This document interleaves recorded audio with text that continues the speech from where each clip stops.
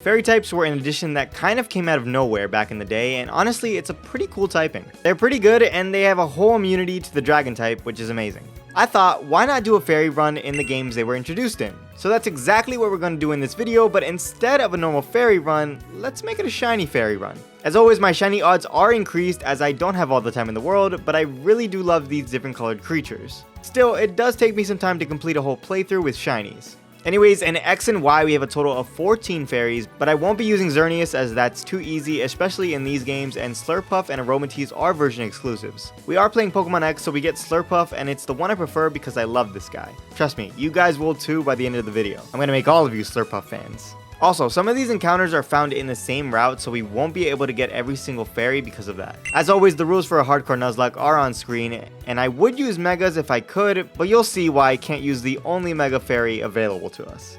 I'll also be allowing myself to hunt one of these fairies through an egg because a good chunk of them are in the same route as each other. For example, Mr. Mime and Carbink are both found in Reflection Cave. This way we have an extra encounter. If you guys do enjoy the video, go ahead and give it a thumbs up and help us reach our goal of 20,000 subscribers by, well, subscribing.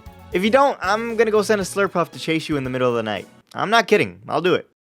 Do you use the Wi-Fi at your local McDonald's? I don't, but I might as well be with how trash my internet is. Regardless, with that trashy McDonald's Wi-Fi, or any public Wi-Fi for that matter, comes a risk, and that risk is for your data to just be put out there for others to steal. With NordVPN, you can securely protect your data as all of your information is encrypted. Not only that, but if you travel a lot, you'll know that sometimes certain shows and movies are locked to only some parts of the world. NordVPN lets you change your location to many parts of the world to watch whatever show, whenever, and wherever you are. On top of that, there's no lag whatsoever like other trashy VPNs. So if you're interested, go to nordvpn.com/Jules for a 2-year plan with a massive discount. Alternatively, you can also use my code Jules at checkout. And hey, if you don't like it, they have a 30-day money-back guarantee, so what's there to lose? Go do it. Or I'm serious about that Slurpuff thing. He will chase you. Click the link. Wow, Mom actually has a room in this game. Although, still, we're going to be rich to buy a mansion when we become champion, or maybe I'll just sell all my shinies on eBay or something. The kids in this town sure are nice. I don't even know who these people are, and we're already best friends. They're just like Pokemon, except Pokemon we catch and force them to be our best friends. Huh. Anyways, Fennekin here isn't a fairy, so we won't be doing soft resetting, thank God. Everyone knows how brutal that is, especially for these games. I've always wondered why Route 1 is just this little pathway. Like, this literally serves no purpose. Now, our first shiny we can hunt is going to be Azuro, as that's the only fairy type we can come across right now. She can be found on Route 3 and Route 22, but 22 has a 20% chance to encounter instead of Route 3's 10%. So that's what we're gonna hunt. After not too long, we end up finding her, and luckily it wasn't as rare as Riolu in my Steel run. That was definitely brutal. I caught it, and I'm just praying this thing has huge power. I do have a nickname theme, so if you can guess it, go ahead and comment down below for some extra brownie points. I named her Margaret, and... oh, thick fat. That's actually so bad. Well, at least it's X and Y, and these games are pretty easy, so not having huge power isn't that huge of a deal. The nature isn't that bad either. Azuro Shiny is also pretty nice as far as green shinies go.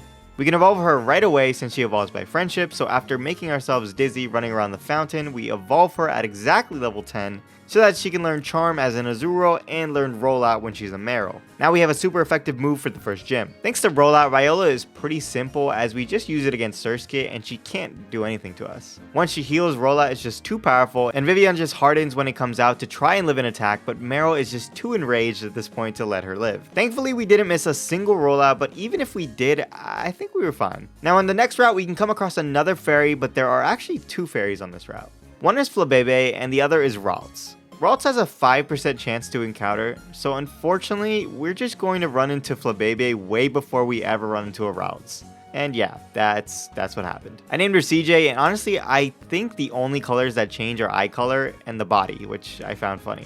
I'm not too sad about Ralts as we can't even get the Megastone until post-game. Over in Lumio City, we have to prove to Professor Sycamore that we are the best fairy trainer in the world, and this fight actually scared me as I led CJ and she wasn't doing jack, and I also got leech seeded. So I had to switch into Margaret. I got 1 charm off and then went straight back into Flabebe. From there I just tried to fairy win and nearly ended up dying at 5 HP, but we were able to take out Bulbasaur. Out came Squirtle and for some reason I Vine Whipped for some chip and thankfully Sycamore used Withdraw twice, meaning I got a free switch into Margaret.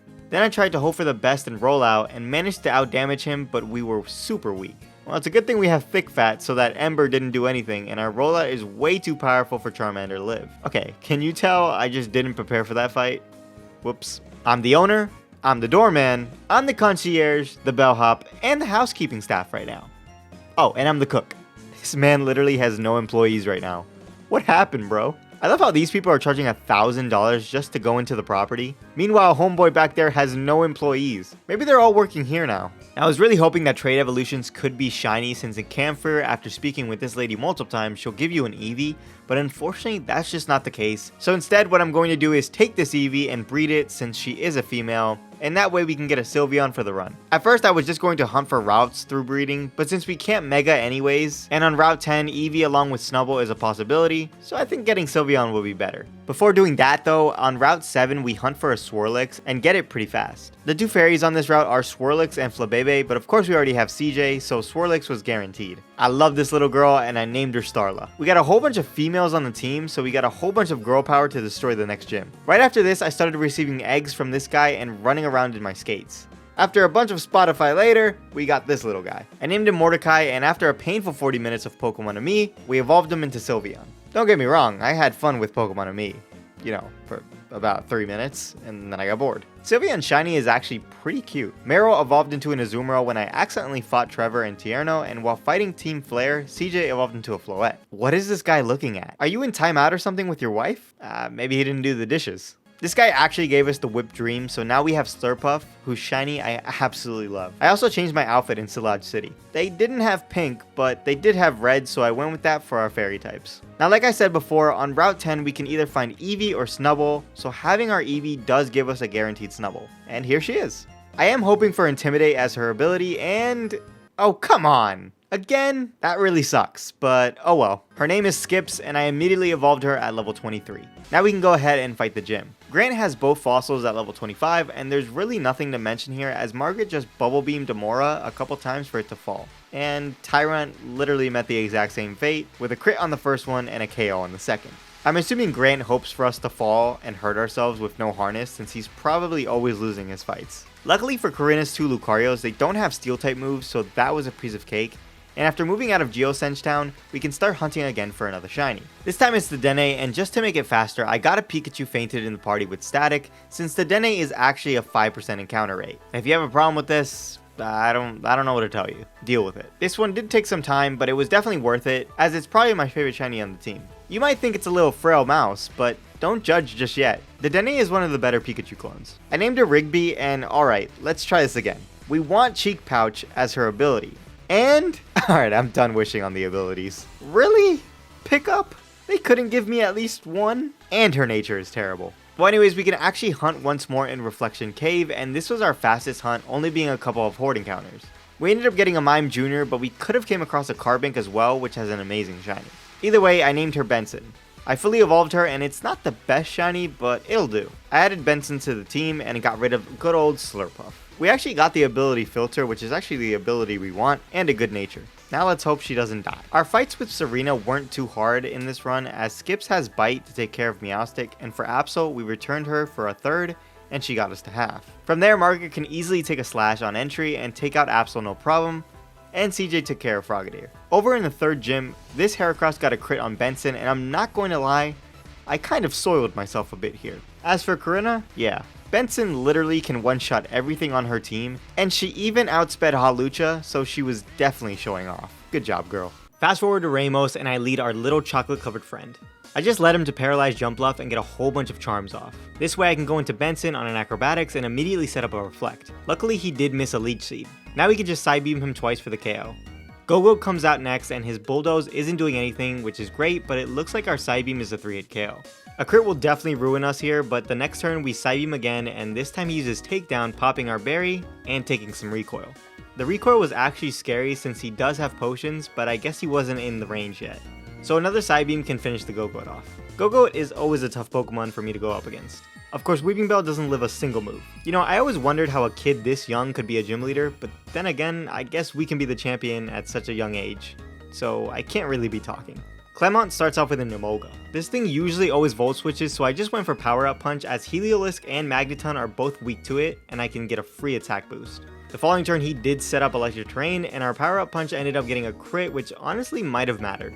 From there Heliolisk comes out and nearly takes us out with a Thunderbolt. I do have HP invested, which actually allowed me to live that. On top of that, I really thought at +3 attack we'd kill, but we were just shy of it.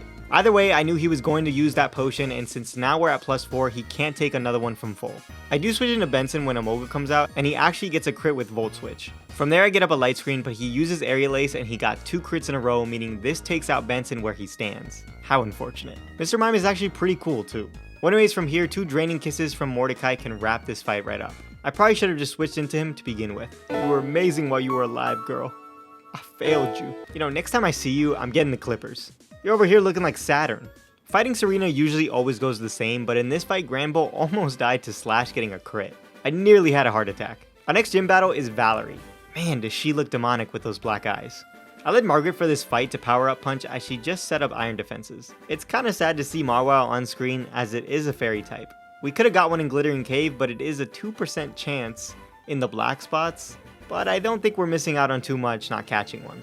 Still, Mawile's design is pretty great. I ended up getting to +5 with power up punch, and from there Mawile and Mr. Mime can both hit the road. Mr. Mime did get a reflect up though before going down, but for Sylveon she charmed us, meaning we can't even do half at +3. The following turn her Dazzling Gleam gets us to pop our Citrus Berry, and we just missed the KO with Aqua Tail. I did power up punch on her healing turn, which I don't think I meant to click, but right after she got a crit with Dazzling Gleam and our Aqua Tail ended up doing half.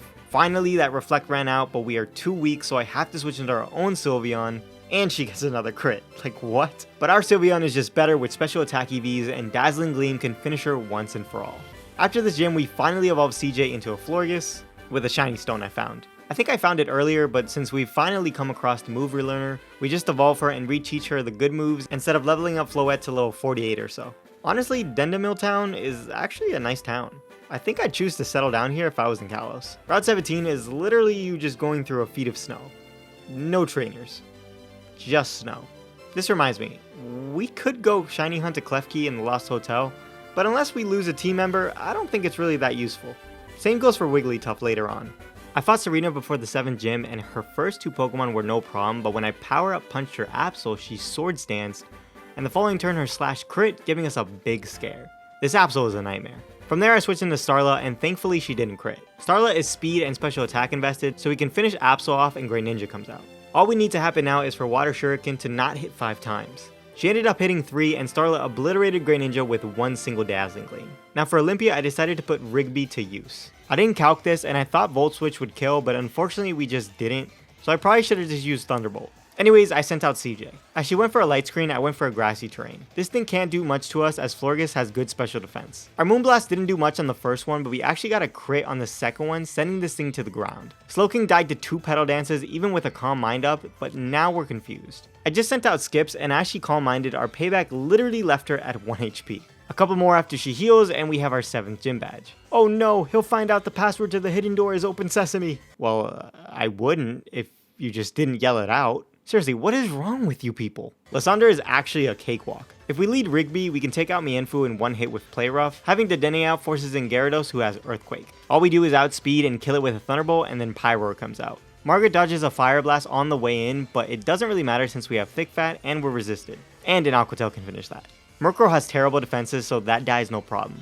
After dealing with a lot of Swala in the headquarters and hearing a sad story from AZ, which Lysandre probably doesn't even care about, we have to fight this guy. I think in order to join Team Flare, you have to get a terrible haircut. Either that or you have to dye it red. In this guy's case, well, he's just kissing up to Lysandre at this point. Our second Lysandre fight went the exact same way, except Mienshao actually lived to Play Rough in the beginning, but for our third fight, I did something a little different. This time Rigby charmed Mienshao until it was -6 attack, and then switched into Starla on a Swords Dance. From here I went for a Cotton Guard, which will boost our defenses by 3 stages, just in case. Then I just set up 4 Calm Minds, and Mienshao got mopped by Dazzling Gleam, so does Honchkrow. Pyroar manages to burn us with Fire Blast, which will pop our Citrus Berry, but it doesn't really matter as a Thunderbolt can one-shot that as well, and of course a Thunderbolt for Gyarados is enough to destroy him, even with it Mega Evolved. Yeah, I think that's how I'd react too if I got my entire team decimated by a single delicious dessert. Now that all that Team Flare business is done with, we can fight Professor Sycamore in this town that I almost always forget exists. He leads with his Venusaur, and I didn't really prep for this fight. A Petal Dance will do a big chunk to Skips here as our payback does about the same health as he did to us. From here I just sent out CJ, who has great special defense, and a Moonblast can do about a third. Now the reason his second Petal Dance on Florges did so much was because he's in overgrow range, but either way he didn't crit, so another Moonblast is enough to take it out. From here Dedenne can take an Aqua Tail on entry, and can also electrocute both Blastoise and Charizard from full. That Blastoise must have had the worst stats ever too, since Dedenne's Thunderbolt wasn't guaranteed to kill. Before getting to the last city, we have to fight our friends on the bridge. Shauna is up first, and she has a Delcatty. I wanted to set up with Power Up Punch, but this thing has Charm, so she was using that, and when I finally took out Delcatty, we had no debuffs or buffs. So much for that. Once Goodra came out, it went for a Sludge Wave, which we took like a champ, but our play rough couldn't even finish this thing off in one shot. See, if we had huge power, we wouldn't even have to worry about that. From there I went into CJ since another Sludge Wave is coming, and she actually got a crit, which sucked, but the following turn I accidentally wished, and this time she went for Earthquake, which left us at just 7 HP. Wow, that was lucky. After killing Goodra with a Moonblast, Chestnut comes out, but that doesn't live from full. Okay, that was way too close to losing a Pokemon. Tierno is up next, and we don't get healed for this fight, which also sucks. I hard switched into Rigby on an Acrobatics, and of course one Thunderbolt can zap KSC out of the sky. For Roserade, I did Volt Switch into Skips, who took half from a Petal Dance, so come back, and out comes Starla, who also took half from a Petal Dance. Alright, well now he's confused, so go Mordecai. Well, he didn't get confused, but we did Cute Charm him. Oh, and now we're poisoned. Bro, how do you break out from confusion and infatuation and live a Moonblast? Finally, the confusion took him out. Die, Crawdaunt. I'm over it. You know what, Trevor? You're not really worth any screen time since you didn't do much anyways. Like I said before, I won't be hunting Wigglytuff as I don't really see a need for it. Unless something dies on the team, I'm not gonna do it. Now, I don't know why I forgot that Abomasnow was Wolfric's lead, but I did, and I led Margaret, so now I have to switch into CJ, who tanks an Energy Ball. A Moonblast did have to Abomasnow, but I didn't want to take the chance that that was a max roll, so I ended up going into Starla, who came in on a critical hit Ice Beam. I can't catch a break on the crits in this run. From there I went into Mordecai on an Energy Ball, and right after set up a Light Screen. Luckily a single Moonblast can finish him from where he's at, and Cryogonal comes out. Mordecai is way too weak to stay in, so I just went into Margaret, and of course I hit myself the first time. The good news is I did snap out right after, and 2 power-up punches destroyed the Snowflake, and the Iceberg came out. Now at this point I was completely done with the session I was recording, and I clicked Superpower knowing damn well how defensive this Avalugg is. Regardless, he went for Curse, and I was just so over it that I forgot that Superpower not only lowers my defense, but my attack as well. So another Superpower did not end up KOing it. On top of that, this thing has like 2 curses up now. When he used the potion, I realized our attack was being lowered, and I went into Skips on a crunch, oddly enough. I powered up Punched for an attack boost, but he cursed, and then we did that once more. I quickly realized that I was in deep trouble, so then I play rough for some damage, hoping for a crit, but didn't get one as he cursed again. Luckily though, we finally got one, and that was able to finish the fight. That thing was ready to destroy my entire team. Usually Wolfric is the easiest gym leader, so I didn't prep for him, and I was just trying to finish my recording session. Turns out, I should have just saved him for the next one. Anyways, after all that nonsense, we definitely had some scares in Victory Road. We took on Serena for the last time in this run. I led CJ to Calm Mind to +2 special attack, and then I wished. From there, a Moonblast can take care of this kitty. We healed to full with Wish, Greninja gets bodied by a Moonblast, and Flareon actually lives a Moonblast due to it being resisted. Fortunately, Flareon can't do much to us, so I just wish once more, and before taking it out, we nearly died to a quick attack, but no crits in this fight, and a Moonblast destroyed Flareon.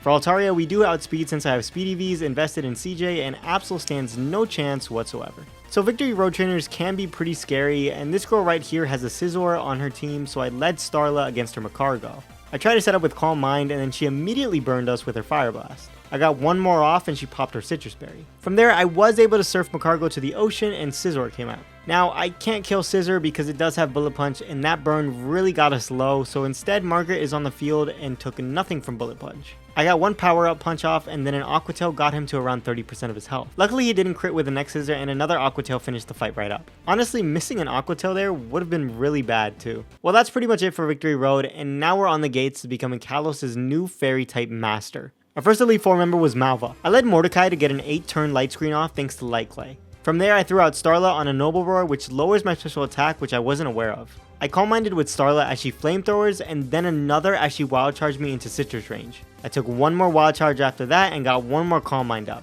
Because of that Noble Roar, I had to waste an extra turn, meaning I took an extra Flamethrower without Light Screen up, but either way, a Surf at +2 washes away Pyroar and Talonflame comes out. I can't outspeed even with max speed, so I just ended up switching into Margaret since I also can't even live a move.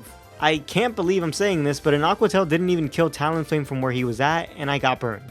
Everything that could go wrong went wrong. I tried to boost my attack with Power Up Punch in an effort to do something while she healed, but then her Brave Bird did a lot, popping our Citrus Berry, and our Aqua Jet still couldn't take out the bird. We definitely can't stay in as we're too weak now, so I send in Rigby as she went for a second full restore. Now I can't outspeed, and what? Oh right, I have a terrible speed reducing nature. Well, we didn't die, but that scared me.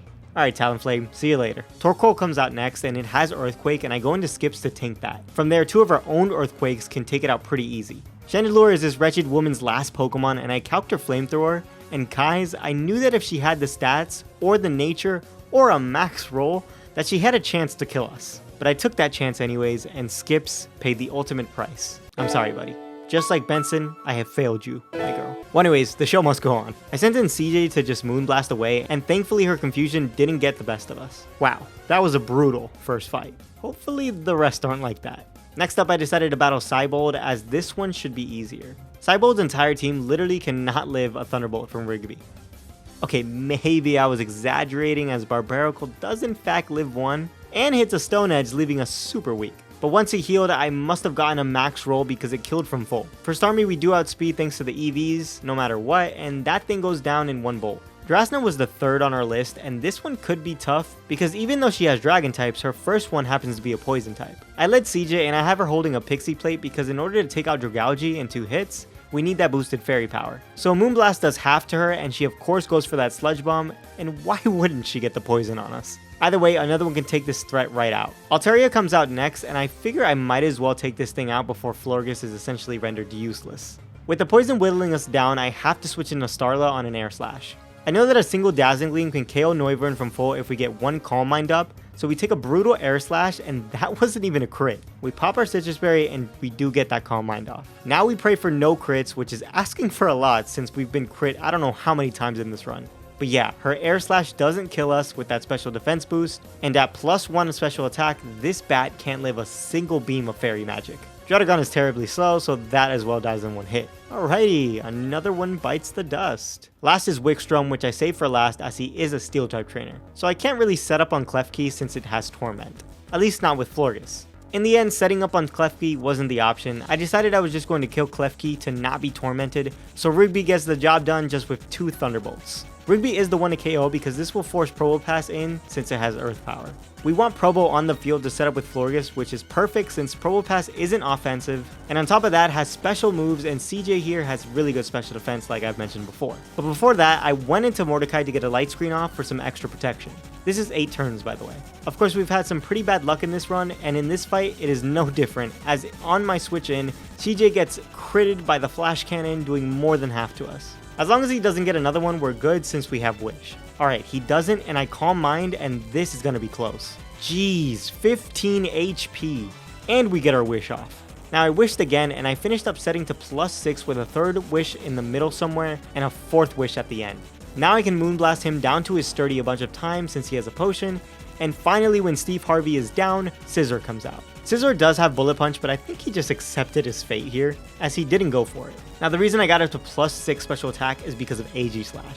+6 with a Pixie Plate doesn't even guarantee us the KO from full with this thing's shield up, so we're just crossing our fingers here. Subscribe if you made it this far. With that 150 base defense on AG Slash, our Moonblast came shy of the KO, and unfortunately, AG Slash here retaliates with an Iron Head, absolutely obliterating CJ where she stood. It is a tragic day, as I was going to use CJ for Diantha, and now I'm at a loss for words. Rest easy, girl. 3 deaths on the board, and I still have to defeat Diantha. Luckily, Wickstrom doesn't have any more potions, so I sent in Starla, who had Flamethrower in case things went really south. Get out of here, you monster. Well, we've lost so much to get here. Let's have a moment of silence for our 3 lost ones. Alright, that's enough. They didn't die in vain, because I'm almost certain we win this. Diantha starts off with that Hawlucha, and right off the bat, she goes for a Swords Dance, underestimating the tiny mouse that is Rigby. One single jolt of thunder electrocutes that thing to the ground. This forces out Tyrantrum, who has Earthquake. I did get some chip off with Thunderbolt, but ultimately the plan was to sacrifice Rigby here. A noble death. We've lost so much that I'm not even fazed by the sight of it anymore. Mordecai comes out next to Calm Mind on her potion in case, but either way a Moonblast kills from full. Aurorus is up, and I got an 8-turn light screen up. Now Starlight can come in on a blizzard and start Calm Minding. On our third Calm Mind, we actually got frozen to no one's surprise. I mean, the game is out to get me at this point. Luckily her light screen wore out, so that'll waste a turn, and right after we thaw out. I get to +5, and on that turn, she pops our Citrus Berry as well as our light screen running out, and perfectly timed her Reflect runs out. This means we can finish getting to +6 special attack as she reflects. Now our Dazzling Gleam can absolutely okay, well, her light screen was still up. Alright, now a Dazzling Gleam can absolutely destroy Aurorus, the specially defensive Goodra, Gourgeist, and finally, the Mega Evolved Fairy also gets destroyed by a cracked up piece of dessert. How the hell does it feel, Diantha? Not in Soul and Kalos will let you live that down. This is the day that your team got bodied by a mere Slurpuff. All jokes aside, I really hope you enjoyed this one as much as I loved making it because it was a super fun one. This team sure did surprise me, and I told you in the beginning, Slurpuff is a beast. I've never used fairies, but honestly, this makes me appreciate them a little more. Subscribe if you guys are new, and give it a like if you enjoyed. I'll see you all in the next one. Bye!